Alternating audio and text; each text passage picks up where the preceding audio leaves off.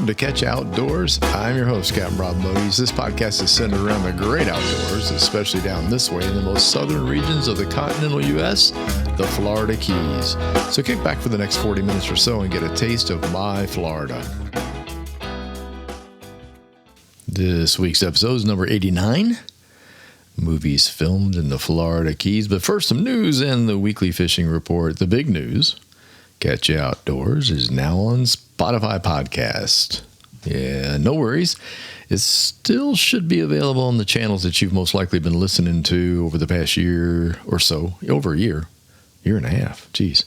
Updates have been completed, but sometimes it takes a little time for the additional podcast broadcasters to get the connection made, Apple and all the other things that it's going out on. So let me know if there's any problems.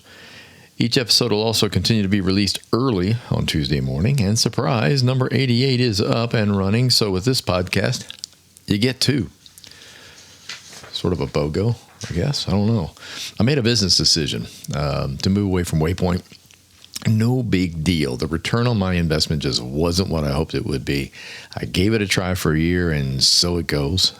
Please know that I'm a fan of Waypoint TV, however. There are a ton of great outdoor fishing and hunting shows there that I really enjoy watching. They pretty obviously, though, take a front seat to the other forms of communication like podcast. They have some really good podcasts, but the little guys kind of get... we didn't get shoved or pushed to the bottom. It's just that we just don't work our way up all that fast. Might take years. The move to Spotify is just a full circle kind of thing for me. That's where I started this craziness. I guess it's been almost 2 years now. Honestly, this gives me a chance, though, to also do promotional ads spoken by me on my podcast versus canned ads. And I can do it whenever and for however long I wish, or I don't have to do it at all. And I don't have to take ad breaks or any of that kind of stuff. This is just going to be a flowing podcast. And even if I did ads, it'd be me talking to you about something. And that's in the future. If you have any trouble finding Catch You Outdoors on your favorite podcast distributor, please let me know. Like I said, I'll do my absolute best to get it added if it's not there already. Although I will say this, Waypoint was restricted in the ways that it could farm out because of the ads that it carried. And there were some podcast distributors that don't do ads. So you may find now that it is on something that you like. So be sure to check. A most sincere thanks to Catherine, Turner, and Zach from Waypoint for all your help over the past year. It was a good learning experience. Thank you, Turner, for all the work you did in getting my podcast transferred back over to Spotify. Whew, that was a lot of work. That's what's been going on for the last 10 days, just trying to get all that stuff worked out. You'll find that on the website, catchoutdoors.com, I have converted the last 20 or so podcasts. I think I started with number 70 on down to the one today. And I have put the new link in to take you directly to Spotify to listen to it. So if there's any issues at all, just go to you got it. catchoutdoors.com. There we go. I'll spit it out here in a second. Fishing. I finally got to get back out on the water on Monday. The weather has been a bit weird up until then. A very early tropical storm formed out in the Gulf named Marlene, showed up in the Gulf, and then it affected our weather down this way as it moved down the coast. Headed south first, kind of a weird one. Normally when something starts, it'll almost always push off to the east, northeast, but not this one. So as it came toward us, it was just it was messy. That's all there was to it. It wasn't windy. No, actually, it never got windy. It just rained and ugly, and then we started having water spouts, and we started having serious frontal movement. The big clouds and all this crap. I'm not going out there, but Monday. The day after it went through, it just got beautiful for one day. It's been messy ever since, but Lord of mercy, it was not all that great. This is one of the advantages of being retired. As a fishing guide, I can go when I want to, and I take the perfect days. So Monday was the perfect day. The only problem was Monday turned out to be the toughest fishing day I've ever had in the Keys. Seriously. I've always warned people, days after fronts, high blue skies are a problem. The bass guys absolutely freak out when it happens. Well, it's also bad in salt, but not as bad. Salt, we generally still have the advantage of moving water, hungry fish, things like that. But no, Monday was really tough. Anyway, the load went back to normal fairly quickly. There's a little bit of rain runoff. No, there was a lot of rain. There was a big time amount of rain runoff. See, it didn't do much raining down this way just before it. It was stormy and ugly looking, but most of the rain was north of us up on the east coast of Florida, Miami-Dade County, Broward, which of course comes down to the Everglades and gets here. And so the tides were screaming high when out fishing on Monday, and that was low tide. The water was coming in all while I fished. Everywhere there had been any mangrove beaches, they were gone. First time I've really seen the water all the way up in the mangroves. So I will attribute that to the difficult time of catching fish, because I've always said, man, super high tides where the fish can get back in the mangroves to feed means they will absolutely not be out with you. But I managed to catch one little sea trout. He was about maybe 10 inches long. Whew, didn't get skunked at my first stop. I don't know, my second or third or fourth, or we'll just count that. So about 3 hours into it, I was getting ready to split, and I decided I'm not going to leave early. I'm going to go ahead and hang. If nothing else, it was a drop dead gorgeous day. Sitting in the boat and just looking around makes you appreciate why I live where I live. But I thought, I'm going to hit up one more spot. I remembered way back to one of the very first trips. It may have been the second trip that I took the boat out on after I got it back in March. And the water then was crazy high too on that one day. And so I headed to a more open flat that are usually barely covered with water ever. And I don't know, just use the old brain. This was up in the top of Blackwater Sound, on the top west side of Blackwater Sound. I just started cruising the mangrove edges, and I found that area that would not float a boat of any kind, had about a foot of water on it. And it was like, I'm like, this is crazy. So I zipped in there, and right off the bat got, I don't know, half a dozen barracuda, some decent sized ones too. So as far as I'm concerned, if it bends a rod, I'm happy. Then I found a snapper hole out a little further off a point. There was a bunch of broken down branches and trees and a mangrove plant cast into there. I thought I'd get a cuda, and the first thing I got was a decent mangrove snapper. So I have located a new snapper hole. Got out a little bit of shrimp, stuck on little hooks, and caught them one after the other, so that was kind of fun.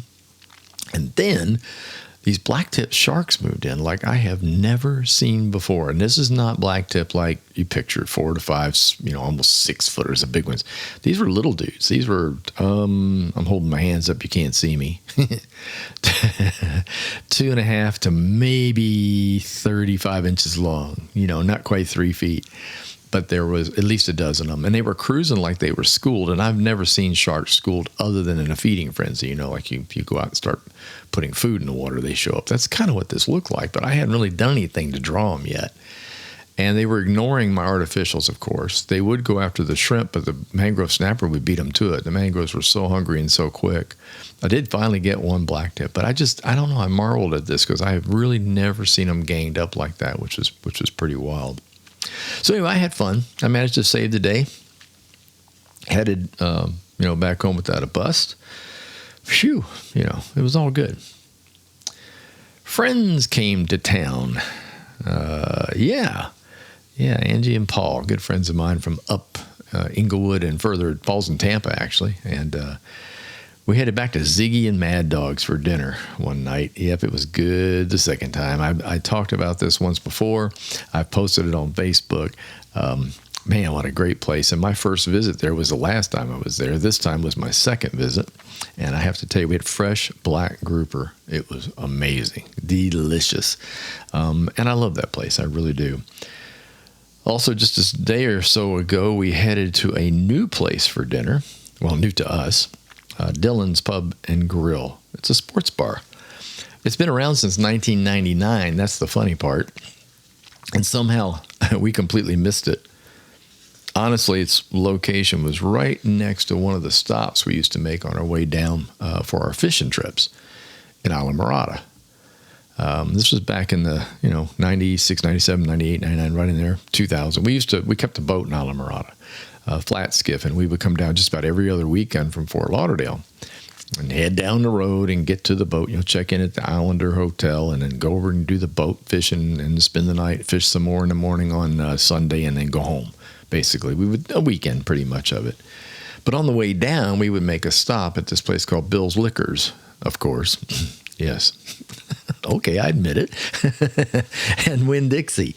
Both of them are located in the Tavernier Town Center. So if you're coming down the Keys and you get through Key Largo and you roll into Tavernier, on the right-hand side, as you make this nice big sweeping curve to the right, is a shopping center, a big shopping. It even has movie theaters in it, stuff like that. Unheard of in the Keys. And it's called the Tavernier Town Center. And right on the corner is a place called Bill's Liquors. So that was a liquor store stop. And then the Winn-Dixie faced on the front part of the shopping center. So that was food, munchies, crackers, cheeses, all that kind of stuff, boat food, things like that. And lo and behold, right next to that, literally next to the liquor store, is Dillon's. And I don't know how in the world we missed it. All those trips past that place, every time we came in to buy booze and food, I was weird. And it popped up in one of Janelle's feed things. It had to do with hamburgers. Janelle showed me an article about the place in a recent copy of the Upper Keys Weekly newspaper. And thank you to Samantha Delio. I hope I'm saying that right, Delio, for your Where to Find a Great Burger article, because I love it. I get tired of fish after a while. I start craving a hamburger. And I know, tired of fish. People up north are going, you got to be kidding me. No, I'm not. We have a lot of great seafood here. And every now and then, though, I just want a good old-fashioned burger. And she wrote this article about it, and Dillon's one. She was reminiscing on all the burgers she's had over there. She grew up here in the Florida Keys. She'd been to a lot of places, and in the article she says, man, you just can't beat the burger at Dillon's. And you know what? She's right. It was really, really good, and that's how we wound up there. So service was good, big place, plenty of seating, lots of TVs to watch your favorite sporting event. So, they call it a pub and bar. But it's a sports bar is what it is. It's great, really, really good. So if you're down this way and you're looking for a place to eat and you don't want to spend a fortune on food, that's a really good place to stop. And the burgers are really good. What other news? Oh, yes. The new book is in the works. Yeah, thank you for the texts and the emails. Like, what's going on, man? Listen, this is going to take a while. I am not kidding you. So everybody just sit back and calm down. That's just. Honestly, okay, it's going to be about fishing in the Keys. All right, it's an instructional book, but not from an amateur side point, because that's what I am. I can really, really fish Islamorada. I can tell you all about Islamorada, but you soon learn that the Keys are 100 miles long, and they're made up of several different types of fishing. Obviously, you have backcountry flat skiffs, you've got fly, you got spin, you've got Key Largo, Tavernier, Islamorada. Let's see, working my way down Marathon, Big Pine, and then Key West. And every one of those areas is different. And I fished in all of them, believe it or not. Finally, Key Largo was the last of the bunch. But this learning curve I'm experiencing is really wonderful, quite frankly. Just figuring out what in the hell is going on out there it's a puzzle. And the guy across the street from me, his name is Kerry. He's a local captain here. He told me, he said, man, don't fret that you can't do Key Largo. He said, Islamorada is radically different. And I said, you bet it is. So that's what this book is about. This book is going to be for the person who is coming to the Keys to fish. You can be hardcore or new, doesn't make any difference. And I'm going to share as much knowledge as I can gather. But this is going to take a while. This is a research book. The first fishing book I did was all in my head. And I had fished for years in Pine Island Sound, Estero Bay, Matlacha, down into Naples, 10,000 Islands. It was easy for me to write that book. I basically spilled out all the talks I've ever done and all the classes I've ever taught. This is different. And I want to get it right. I don't want to just go blundering into something and then have somebody read and go, well, that's not right. And I don't want that to happen. So it's going to take a while. The name of the book I might now call The Trials and Tribulations of Fishing the Florida Keys. That's the working title right now. But seriously, it's shaping up nicely. Lots of research, like I said, a lot of writing to be done. I've fleshed out chapters and chapter titles and started filling everything in. But it's turning into a novel, so you all bear with me. It may be a while before it's published, but I'll get it there. Maybe Christmas, but I'm not going to make any promises for that. So remember now, I'm retired and I still like to fish and I have a boat. So I have time to spend, and I'm still going to burn out these podcasts too. I'm going to just churn them out the best I can. So, and speaking of that, episode 89, movies filmed in the Keys. Okay, I did a podcast many, many moons ago. It was about movies that had something to do with fishing. I think it was episode 10, but I'm not real sure. Like a river runs through it in the perfect storm and things like that. Things that had fishing associated with it, and went over pretty well. Got a lot of hits and a lot of listens, even though it was way before. It was the beginning of my podcast career. It was way before my sound quality improved, and I bought additional equipment and mics to make it better. And if you listen to the old ones that are bumping up onto Spotify, the first 40 or so, 47, well, maybe it's not quite that far back, but the first batch of them are a little low in volume. You have to crank them up a little bit. I didn't know what I was doing. I was trying. I'm just an old radio guy. I had a producer, thank you, Rick, to take care of that for me, and now I have to do it myself, so it was kind of tricky. Anyway, like I said, pretty sure it's episode 10. Anyhow, I attached this idea for this one thanks to watching a movie. Janelle and I were watching a war movie on Turner Classic Movies. TCM obviously had a special weekend for Memorial Day with nothing but old war movies. Not Janelle's cup of tea, but certainly mine. I love the old films. I really do. I'll go back and Kelly's Heroes is still one of my all-time favorites. I don't know. There's something about that movie just makes me laugh out loud. It's pretty wild.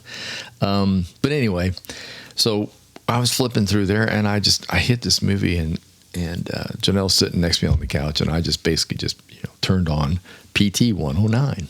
It's one of my old favorites. And a film it was back in 1963. I had to look all the details up for you for the podcast. It was made in 1963. And it's about the early military life of President John F. Kennedy. Stars Cliff Robertson as Kennedy and a host of other recognizable actors. There's James Gregory, Ty Hardin, Robert Culp, Robert Blake. I thought that was cool. I'd forgotten he was even in it. And many others. And it's also narrated by Andrew Dugan. So it's got this nice background narration going on about where things are going.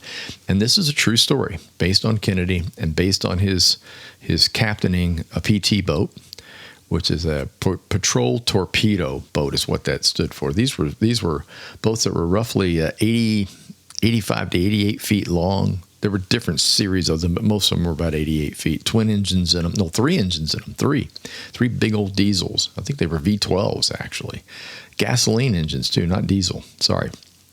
And they were made to scoot. And they were made to scoot and shoot torpedoes at targets out there, the Japanese, and sneak up on them in the dark because they were small. And ever since John F. Kennedy had seen one, he really wanted to be on one. So when he got out of school, he basically assigned himself more or less. You'll have to watch the movie. It's pretty interesting how he wound up out there. So anyway, we're watching this, and we're commenting on the location shots and how tropical it looked. And it supposedly takes place in the South Pacific Theater and in the Solomon Islands.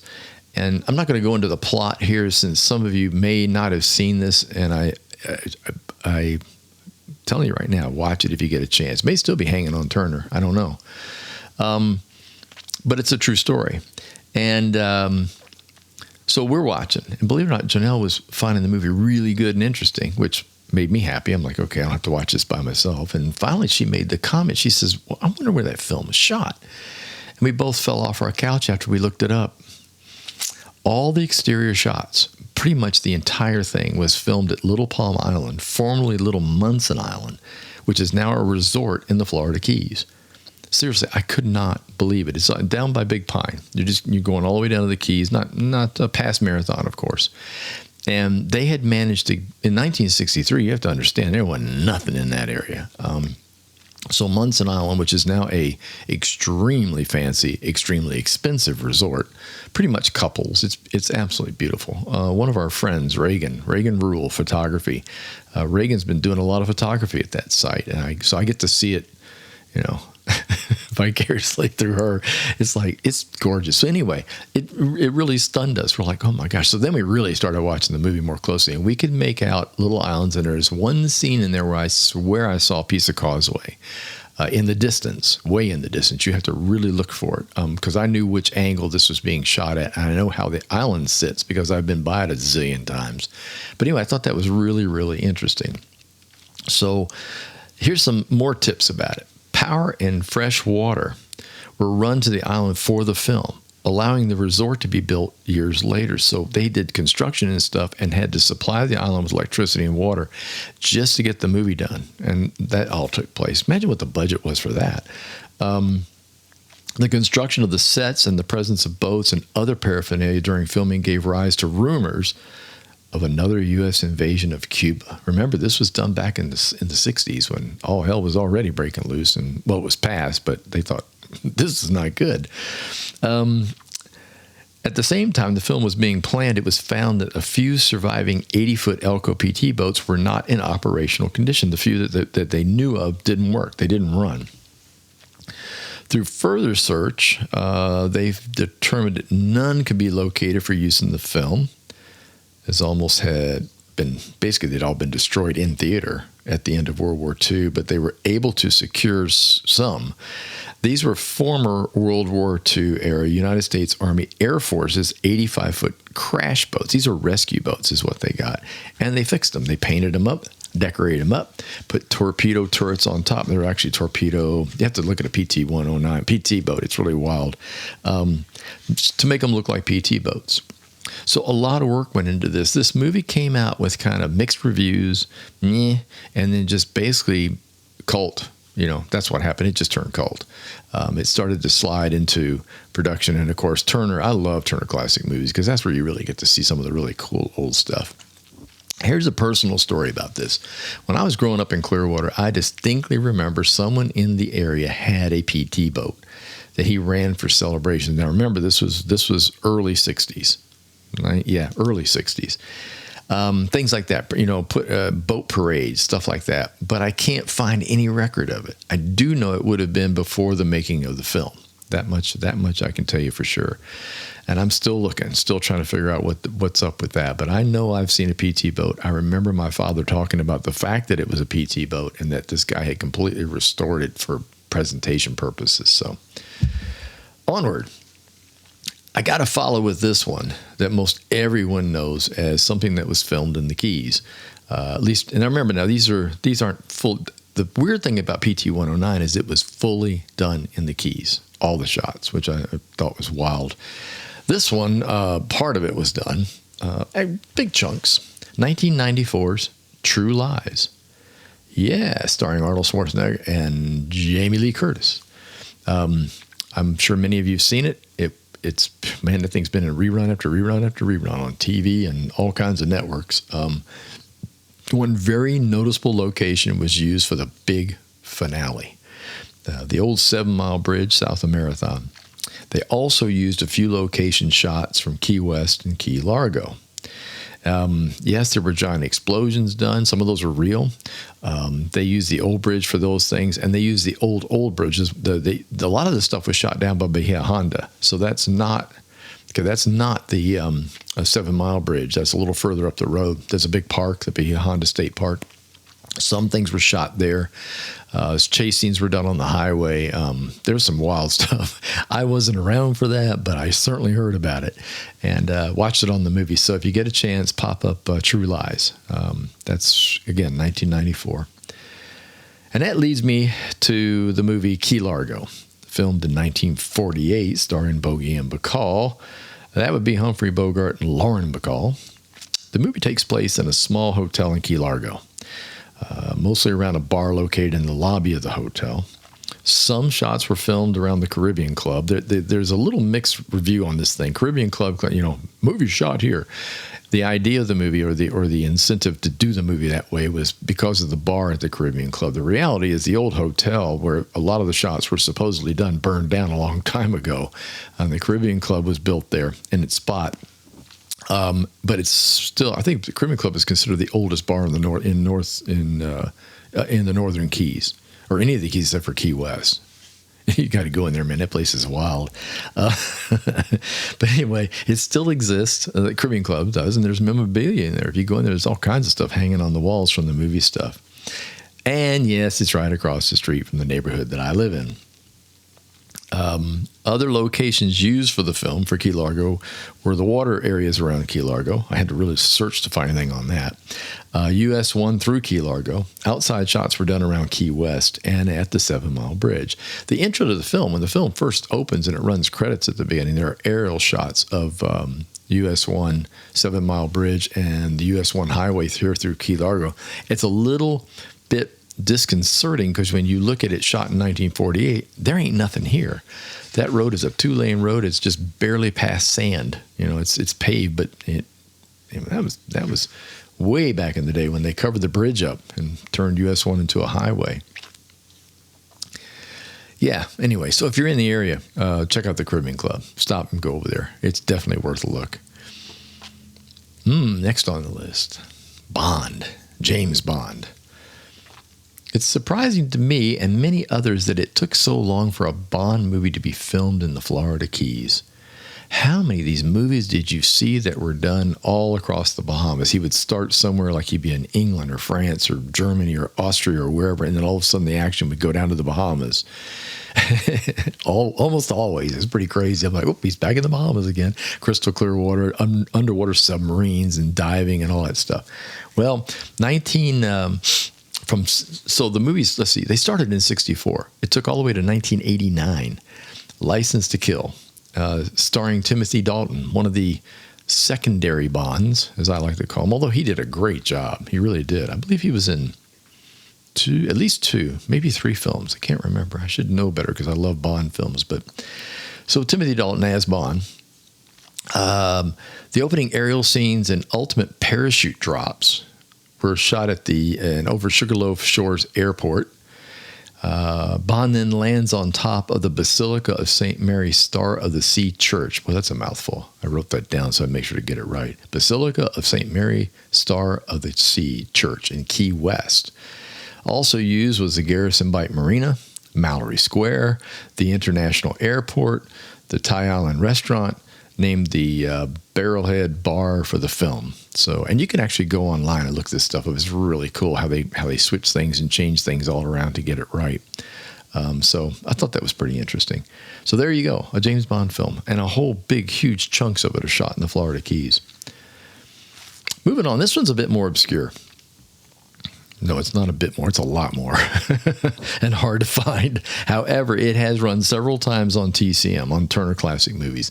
I couldn't find it anywhere else. I have a videotape of it. That doesn't do me a whole lot of good because finding a VCR is a lot of fun. But 92 in the Shade. It has a special place in this Keys movie fan's heart, to be honest with you. It stars Peter Fonda as a returning wayward son to Key West.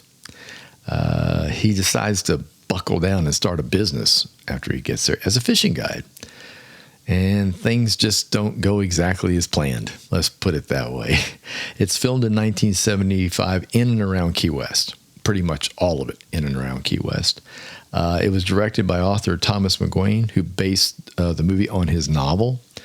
And now remember, this was a time when McGuane and all of these other stars were hanging out in Key West. You had writers, you had Jimmy Buffett, you had all these people were just kind of gathering down there, hanging out together and cooking up ideas for art and movies and music and stuff like that. So this was kind of in the heat of it when it was really starting to really take off.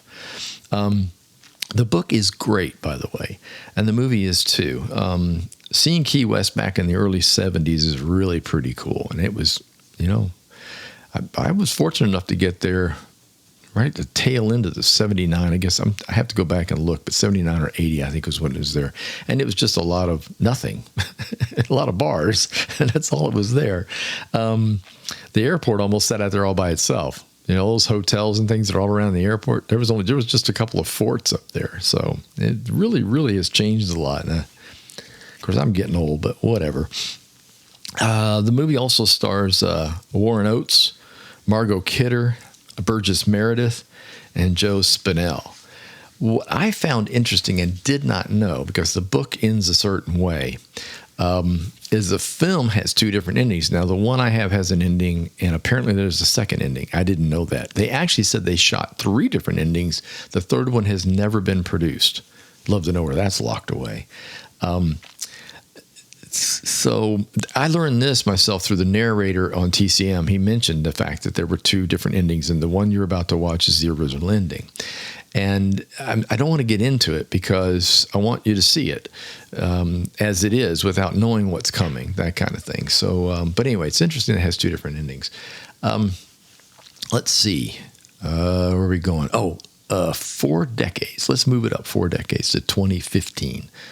Wow, that's a pretty big jump from 78, 79, whatever it was I just said. Go with the series that I absolutely loved to watch. It's gone now. Bummer. It's called Bloodline. It was available on Netflix. Had 3 series, 3 months, 3 series. No, had lots of shows. It was under 3 series. It ran from 2015 to 2017. I'm going to say like section 1 was without a doubt, I think the best. 2 was to fill in spots and holes in places to continue the mystery. 3 was okay. But number 1 was clearly fun to watch. And again, this one's shot around Islamorada. And every time you watch the film, if you've been in Islamorada as much as I've been, you start looking around and go, oh, I know that place. Ooh, I know that beach. I know where that dead wood is on that beach. It's really crazy. It's about a family that owned a small resort in Islamorada. The crazy secrets they all had to deal with on the return of a bad seed to the family.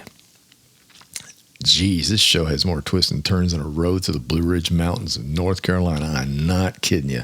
I loved it. I was sorry to see it end, but it sure showed some of the feelings of being in the Keys and how disjointed these rocks can be from the rest of the U.S. It starred Kyle Chandler, Sissy Spacek, Linda Cardellini, Norbert Butz was in it, Ben Mendelsohn was in it.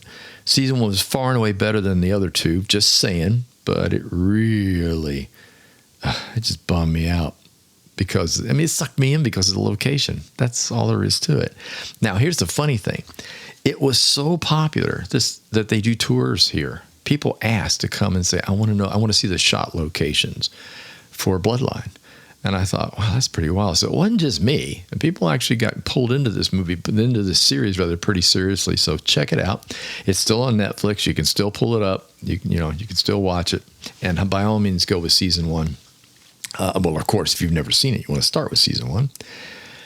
And finally, let's get to this is not finally, but it's close. We're gonna do a couple of coming soons that I just recently read about and wanted to pass along.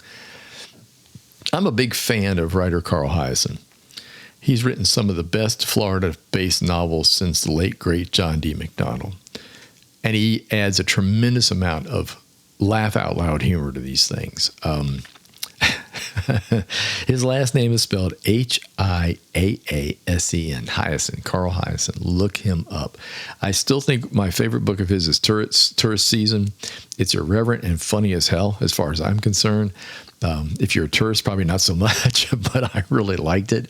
And all of his books have got these weird, twisted characters in it. One of them, published back in 2013, is called Bad Monkey. I laugh thinking about it. It's a favorite of mine, and word is out that it's scheduled to become a 10-part series available on Apple TV+. There's no release date yet, but there's lots of talk about the filming of it here in the Keys, which has been going on since 2021. It's looking like it should be released this year, standing by. So we'll see how much of it takes place down here over Miami-Dade County, stuff like that. Basically Hiaasen's novels pretty much cover the south reaches of Florida. A few of his novels are on the West Coast and down in the Naples area, and then, of course, Miami-Dade, where he worked as a crime reporter for the Miami Herald. South of that, of course, there's lots of stuff in the Florida Keys, but his characters are quirky and funny, and I highly recommend it. If you want to get to summer reading, pick up some Carl Hiaasen books. Another coming soon, sort of filmed in the Keys, well, one shot anyway, is the remake of Roadhouse. That's right. I know, the guys were, you're all shaking your head. Roadhouse, really? That was that Patrick Swayze movie, right? Yes, it certainly was. Iconic Patrick Swayze movie. Okay, so what they're doing is they're going to redo the film, and it's supposedly based at bars in the Keys. I don't know if it's exactly Key West or Marathon or where this place is supposedly located. I haven't gotten all the details yet, but I do know this. The opening shot is going to be of the 7 Mile Bridge, of a tree that's located on the bridge named Fred. Now, for those of you who have no idea what I'm talking about, the 7 Mile Bridge runs out of Marathon and starts heading for Key West. One of the longest overseas bridges in the world. This bridge is, the old bridge is next to it. Parts of the old bridge have been restored so that you can actually ride a bike, fish, walk out, take a tram out, and visit Little Pigeon Island, which is really cool. That was one of the home bases for the railroad builders. And there's a museum there and a tour and all that kind of stuff. So the rest of the bridge has been cut off. It's been chopped, but it's still there. On the far end of it, as you start to get down to Marathon, there's this tree growing in the middle of it. It's a seedling just took over. It's an Australian pine. It's gotten big. I remember it being there 20-something years ago. It's really large now. And it's revered. This tree, they named it Fred. It's a feature. It is part of the Florida Keys. It's so well known that no one's supposed to go on that bridge. It's completely off limits because it's crumbling in spots. There's a group of clandestine folks who sneak out there, supposedly sneak. I'm not sure how they get there. And they decorate it for Christmas. They put Christmas lights on it, ornaments, and light it up. So when you come down at Christmas time for about a month, you get to see it. Well, the way people found out about the filming of the movie down in that area was the director/producer said they wanted a fly-in shot coming over the 7 Mile Bridge, and Fred the tree is going to be in that shot, and they didn't want Christmas lights in it, and they're getting ready to shoot it in December. So they came in, did their helicopter, their drones, whatever it took to get the shot done. And then they said, okay, you guys can decorate it now if you want to. And that's where the rumors also, well, what do they do that for? Well, the new roadhouse is supposedly going to take place down here. So if you get a chance to come down, and by the way, I found out that the movie is being primarily done in the Dominican Republic. So they're doing almost all the filming. I suppose cheaper, taxes, places to stay. I can't even imagine how much it must cost to do a film in the Keys now. So anyway, keep an eye out for it. Coming soon. As I find out any more about it, I will certainly tell you, because I did like the old Roadhouse. The Patrick Swayze movie was pretty crazy. So there you go. Before I sign off, thanks so much for the notes, comments, checking up on me. Hey, man, where's my podcast? Makes you feel good when people are actually looking for it. Questions via email and text are great, man. Just send them. Keep them coming. Also, thanks for your patience during the change over to the Spotify podcast stuff. Everything, we should be in all good order here in everything's popping up right now. I checked this morning. A lot of the old stuff is already back on there. And like I said, you can go to catchoutdoors.com, and the episode 70 down to the newest episode has a link to it. So if you can't find it any other way, that's a good way to get there. Thank you so much for taking the time to tune in. My podcasts are scheduled for each and every Tuesday. They are now. If you enjoyed listening, please tell a friend, leave a review, and don't forget to subscribe to the channel. Catch Outdoors is presented by little old me, Captain Rob Modes. The Facebook page is Catch Outdoors. The website's catchoutdoors.com, where you can find all the previous podcasts and a schedule of what's to come. Email is catchoutdoors@gmail.com. Until next time, get outdoors and enjoy.